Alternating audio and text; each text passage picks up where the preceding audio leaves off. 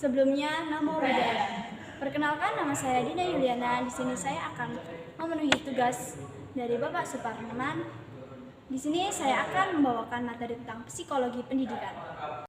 Menurut Warrington, psikologi pendidikan menerangkan bahwa psikologi pendidikan berfungsi sebagai studi sistematis tentang proses-proses dan faktor-faktor yang berhubungan dengan pendidikan manusia. Menurut Sumadi Suryabrata menjelaskan bahwa psikologi pendidikan sebagai pengetahuan psikologi mengenai anak didik dalam situasi dan dalam ruang lingkup pendidikan. Menurut Eliot, 1999 menuturkan bahwa psikologi pendidikan adalah penerapan teori-teori psikologi yang mempelajari perkembangan belajar, motivasi, pengajaran, dan permasalahan yang muncul dalam dunia pendidikan.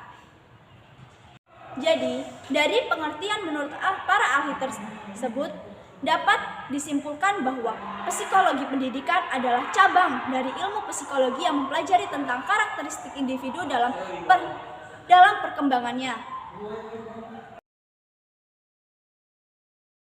Tujuan dan fungsi psikologi pendidikan adalah untuk mengembangkan pengetahuan dan metode untuk mempelajari proses belajar mengajar pada situasi keseharian yang sesuai dengan tingkat usia dalam lingkungan pendidikan.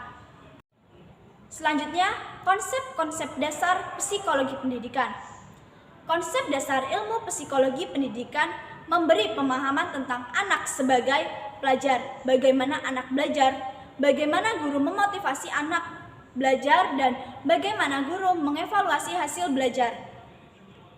Selain itu, konsep dasar psikologi pendidikan membahas mengenai ilmu disiplin psikologi yang membahas masalah-masalah psikologi dalam pendidikan dan kemudian dirumuskan dalam bentuk konsep, teori, metode. Selain itu, dapat diperoleh sebuah solusi dari masalah-masalah tersebut.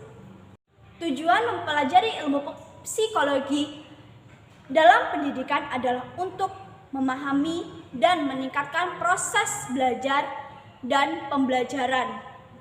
Selanjutnya, ruang lingkup psikologi pendidikan. Jadi, pokok bahasan ruang lingkup psikologi pendidikan dibagi menjadi 3 macam. Yang pertama, pokok pembahasan mengenai belajar, yaitu meliputi teori, prinsip, dan ciri khas perilaku belajar siswa, dan sebagainya. Yang kedua, pokok bahasan mengenai proses belajar, yakni tahapan, perbuatan, peristiwa yang terjadi dalam kegiatan belajar siswa. Yang ketiga, mengenai situasi belajar, suasana dan keadaan lingkungan bersifat fisik maupun non-fisik yang berhubungan dalam kegiatan belajar siswa. Manfaat psikologi pendidikan. Manfaat ketika mempelajari ilmu psikologi pendidikan bagi para siswa diantaranya yaitu 1. Meningkatkan kemauan dan niat untuk mencari dan mendapatkan ilmu. Yang kedua, mengenali naluri dan potensi belajar. Yang ketiga, mengembangkan diri menjadi manusia pembelajar. Keempat, bertekad untuk meningkatkan harkat dirinya lebih baik dibandingkan dengan generasi sebelumnya.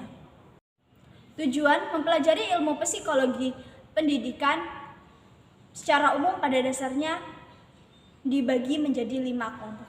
Yang 1, memahami bentuk-bentuk gejala psikologi siswa secara umum dalam bentuk tingkah laku dan sikap selama mengikuti proses pembelajaran atau belajar mengajar. Kedua, memahami kemampuan dan potensi-potensi siswa dalam mengikuti proses belajar mengajar. Ketiga, memahami bagaimana seharusnya pelaksanaan proses belajar mengajar agar tercapai semua tujuan pembelajaran secara efektif dan optimal.